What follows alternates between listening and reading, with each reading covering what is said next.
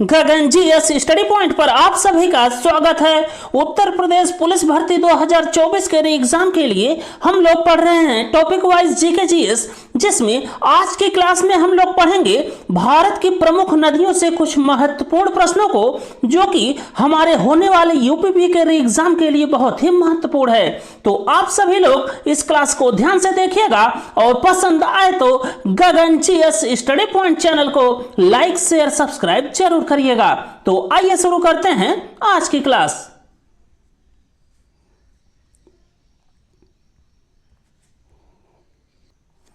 आज की क्लास का पहला क्वेश्चन है, सिंधु नदी की उत्पत्ति कहां से होती है? तो सिंधु नदी की उत्पत्ति होती है तिब्बत में मानसरोवर झील से।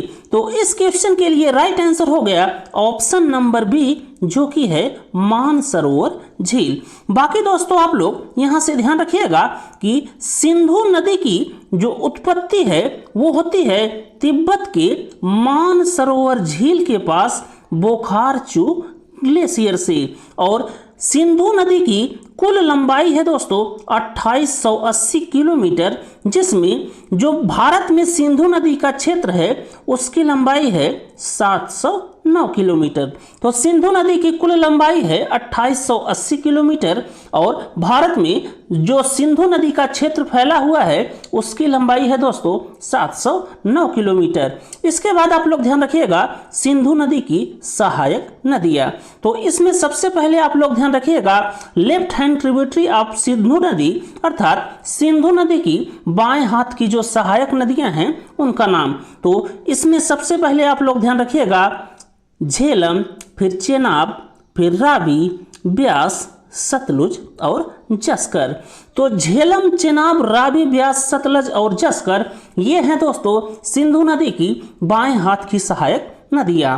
और यहां पर एक चीज और आप लोग ध्यान रखिएगा, जिसमें है झेलम, चेनाब, रावी, ब्यास और सतलज। ये पांचों नदियां दोस्तों पंचनद का हिस्सा हैं। इस बात को आप लोग ध्यान रखिएगा कि पंचनद का हिस्सा हैं झेलम, चेनाब, रावी, ब्यास और सतलज, अर्थात ये पंचनद के द्वारा दोस्तों सिंधु नदी में मिलती हैं। और फिर इसके बाद आप लोग ध्यान रखिएगा सिंधु नदी की दाएं हाथ की सहायक नदियां या right hand tributary of Sindhu नदी, और इसमें आपको ध्यान रखना है श्योक, गिलगित, होंजा, काबुल और कुर्रम नदी को। इसके बाद अगला क्वेश्चन देखिए, क्वेश्चन नंबर 2, और इसमें है निम्नलिखित में कौन सी नदी पंचनद में शामिल नहीं है? तो जैसा कि अभी हम लोगों ने पढ़ा, जो सिंधु नदी की बाएं हाथ की सहायक नदियां हैं जिसमें है झेलम, चेनाब, रावी, ब्यास और सतलज, ये दोस्तों पंचनद में शामिल हैं। तो इसलिए इस क्वेश्चन का राइट आंसर हो जाएगा ऑप्शन नंबर ए, जो कि है सिंधु नदी। तो यहाँ पर आप लोग ध्यान में रखिएगा कि सिंधु नदी की जो सहायक नदियां हैं जिसमें है झेलम, चेनाब, रावी, ब्यास और सतलज, ये दोस्तों पंचनद में शामिल हैं। और यहीं पर आपको ध्यान में रखना है कि झेलम नदी का उद्गम स्थान है दोस्तों बैरीनाग, कश्मीर। और ये झेलम नदी भारत और पाकिस्तान के मध्य 170 किलोमीटर सीमा का निर्माण करती है। इसके बाद आप लोग ध्यान में रखिएगा चेनाब नदी का उद्गम स्थल, और चेनाब नदी का उद्गम स्थान है हिमाचल प्रदेश के बारालाचाला दर्रा से। और जो चेनाब नदी है जो कि निकलती है हिमाचल प्रदेश के बारालाचाला दर्रा से, ये दोस्तों सिंधु नदी की सबसे बड़ी सहायक नदी है। और हिमाचल प्रदेश में चेनाब नदी को कहा जाता है चंद्रभागा। इस बात को भी आप लोग ध्यान में रखिएगा। इसके बाद आपको ध्यान में रखना है रावी और ब्यास का उद्गम स्थान। तो रावी और ब्यास नदियां दोस्तों ये निकलती हैं हिमाचल प्रदेश के रोहतांग दर्रे से। तो हिमाचल प्रदेश में रोहतांग दर्रे से निकलती हैं रावी और ब्यास। इसके बाद लास्ट में आप लोग ध्यान में रखिएगा सतलज, और सतलज नदी निकलती है तिब्बत के मानसरोवर झील के पास राक्षस ताल से।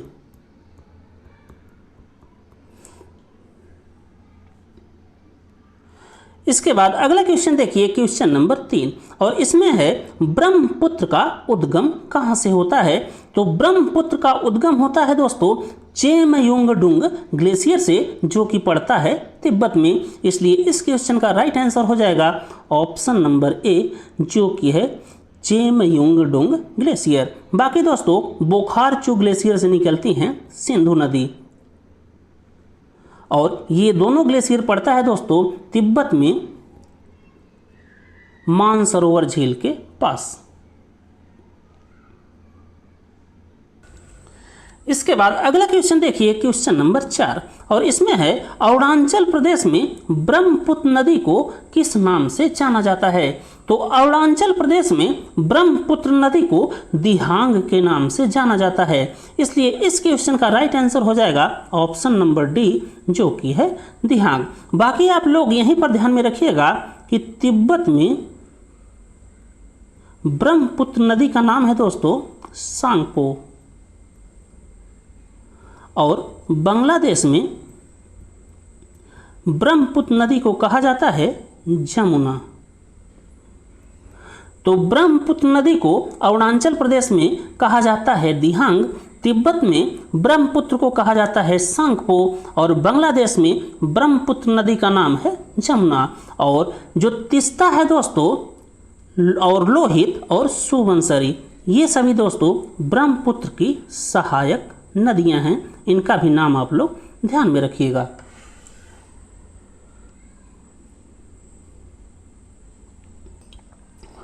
इसके बाद अगला क्वेश्चन देखिए, क्वेश्चन नंबर 5, और इसमें है गंगा और ब्रह्मपुत्र नदियों की संयुक्त धाराओं को बांग्लादेश में किस नाम से जाना जाता है। तो गंगा और ब्रह्मपुत्र नदियों की संयुक्त धाराओं को बांग्लादेश में दोस्तों मेघना कहा जाता है। इसलिए इस क्वेश्चन का राइट आंसर हो जाएगा ऑप्शन नंबर सी, जो कि है मेघना। बाकी आप लोग जो अन्य ऑप्शन हैं वहां से ध्यान में रखिएगा कि गंगा नदी को बांग्लादेश में पद्मा के नाम से जाना जाता है, और जमुना कहा जाता है दोस्तों बांग्लादेश में ब्रह्मपुत्र को, और दिहांग कहा जाता है दोस्तों अरुणाचल प्रदेश में ब्रह्मपुत्र को। तो इस क्वेश्चन से आपको ध्यान में रखना है कि गंगा और ब्रह्मपुत्र की जो संयुक्त धारा है उसे बांग्लादेश में मेघना के नाम से जाना जाता है, और बांग्लादेश में गंगा नदी को कहा जाता है पद्मा, और ब्रह्मपुत्र नदी को कहा जाता है जमुना। बाकी अरुणाचल प्रदेश में ब्रह्मपुत्र नदी को कहा जाता है दिहांग।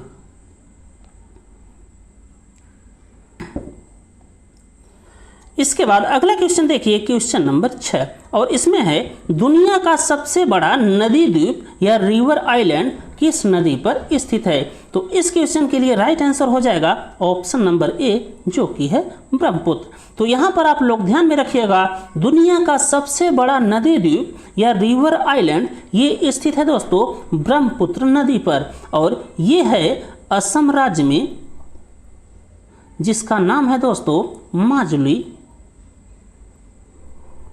नदी द्वीप या माजुली आइलैंड। तो माजुली नदी द्वीप या माजुली आइलैंड ये स्थित है दोस्तों असम राज्य में ब्रह्मपुत्र नदी पर, जो कि दुनिया में सबसे बड़ा नदी द्वीप है। इसके बाद अगला क्वेश्चन देखिए, क्वेश्चन नंबर 7, और इसमें है निम्नलिखित में किस नदी को चंद्रभागा के नाम से जाना जाता है। तो इस क्वेश्चन के लिए राइट आंसर हो जाएगा ऑप्शन नंबर ए, जो कि है चेनाब। बाकी आप लोग ध्यान में रखिएगा दोस्तों, चेनाब नदी जब निकलती हैं हिमाचल प्रदेश के बारालाचा दर्रे से, तो हिमाचल प्रदेश में चेनाब नदी को कहा जाता है चंद्रभागा। इसके बाद अगला क्वेश्चन देखिए, क्वेश्चन नंबर 8, और इसमें है भारत की सबसे लंबी नहर कौन सी है।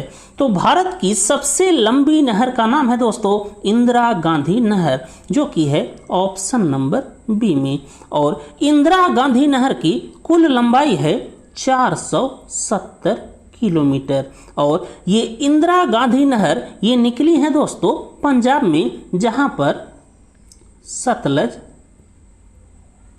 और ब्यास एक दूसरे से मिलती हैं, वहीं पर बना है दोस्तों हरिके बांध। और इसी हरिके बांध से निकली हैं इंदिरा गांधी नहर, जो कि भारत की सबसे लंबी नहर है, जिसकी लंबाई है कुल 470 किलोमीटर।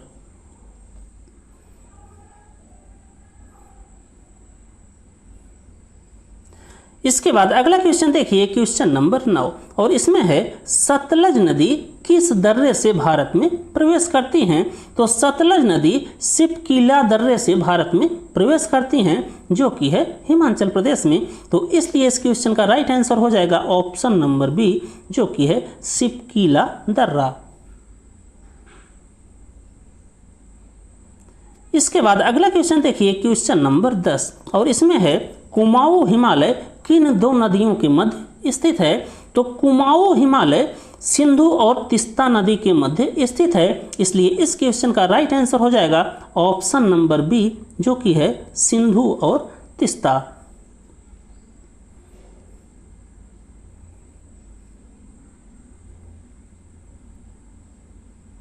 इसके बाद अगला क्वेश्चन देखिए, क्वेश्चन नंबर 11, और इसमें है निम्नलिखित में भारत की 12मासी नदी प्रणाली कौन सी है?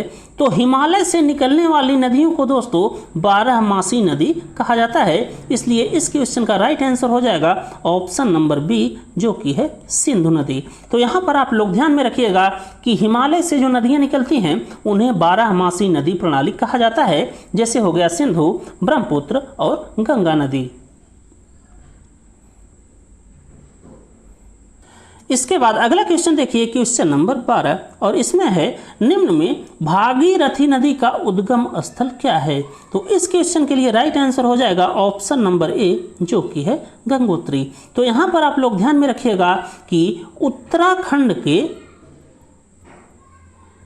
गंगोत्री के गोमुख से निकली है दोस्तों भागीरथी नदी, और इसी भागीरथी नदी पर बना है टिहरी बांध, जो कि भारत का सबसे ऊंचा नदी बांध है। इसके बाद अगला क्वेश्चन देखिए, क्वेश्चन नंबर 13, और इसमें है निम्नलिखित में भारत का सबसे ऊंचा बांध कौन सा है? तो भारत का सबसे ऊंचा बांध है दोस्तों टिहरी बांध, जो कि बना है भागीरथी नदी पर, इसलिए इस क्वेश्चन का राइट आंसर हो जाएगा ऑप्शन नंबर ए, जो कि है टिहरी बांध। और टिहरी बांध की कुल ऊंचाई है दोस्तों 260 मीटर। बाकी हीराकुंड बांध ये बना है दोस्तों महानदी पर, और सरदार सरोवर बांध ये बना है नर्मदा नदी पर, और भाखड़ा नांगल बांध ये बना है दोस्तों सतलज नदी पर।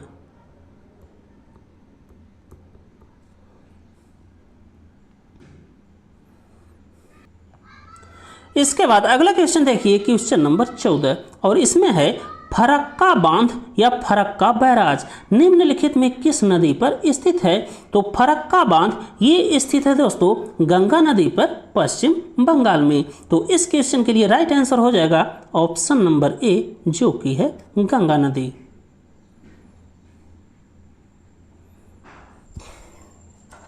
इसके बाद अगला क्वेश्चन देखिए, क्वेश्चन नंबर 15, और इसमें है भागीरथी और अलकनंदा नदी के संगम को कहते हैं?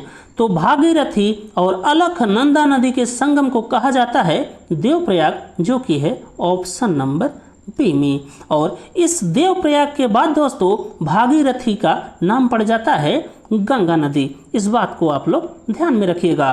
बाकी दोस्तों विष्णु प्रयाग बनता है जब अलकनंदा और धौली गंगा एक दूसरे से मिलती हैं, तो वहाँ पर बनता है विष्णु प्रयाग, अर्थात अलकनंदा और धौली गंगा के संगम को कहा जाता है विष्णु प्रयाग। और कर्ण प्रयाग ये कहा जाता है दोस्तों जहाँ पर पिंडर नदी और अलकनंदा एक दूसरे से मिलती हैं, वो उसको कहा जाता है कर्ण प्रयाग। और इसके बाद आप लोग ध्यान रखिएगा कि रुद्रप्रयाग ये बनता है दोस्तों जहाँ पर मंदाकिनी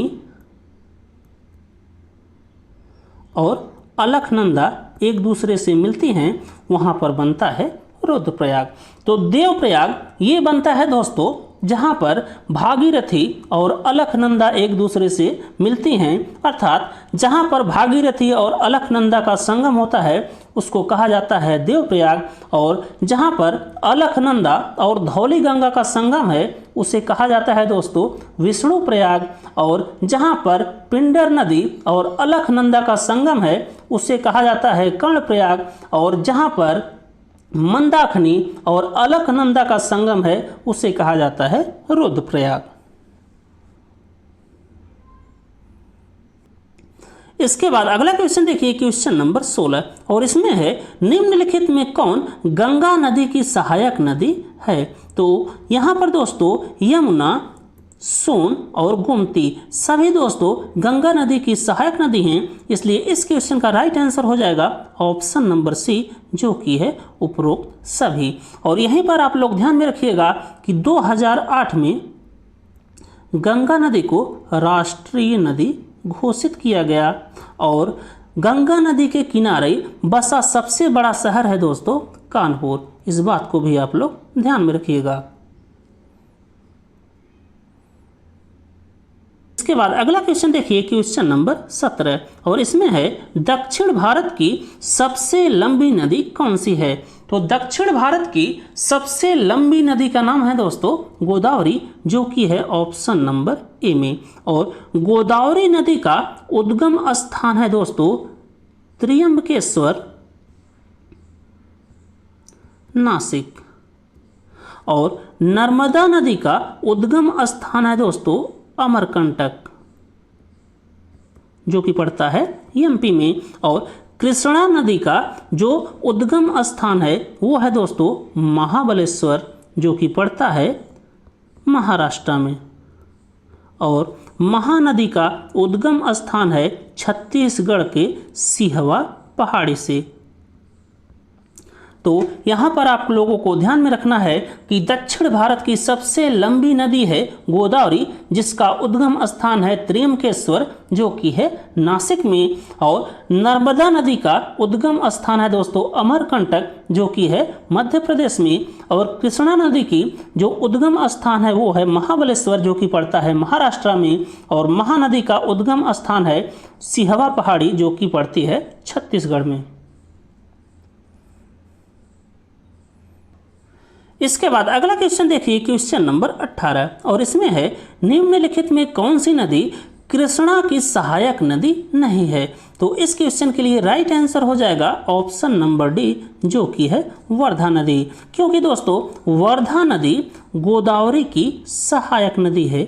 इस बात को आप लोग ध्यान में रखिएगा। बाकी भीमा, कोयना और मूसी ये सभी कृष्णा नदी की सहायक नदी हैं।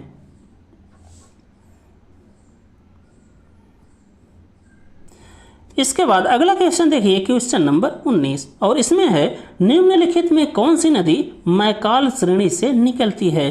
तो मैकाल श्रेणी से निकलने वाली नदियों का नाम है दोस्तों नर्मदा और सोन। तो इसलिए इस क्वेश्चन का राइट आंसर हो जाएगा ऑप्शन नंबर ए, जो कि है नर्मदा।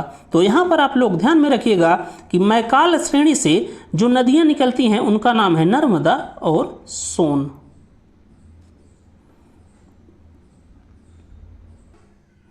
इसके बाद अगला क्वेश्चन देखिए, क्वेश्चन नंबर 20, और इसमें है निम्नलिखित में कौन सी नदी अरब सागर में नहीं गिरती है।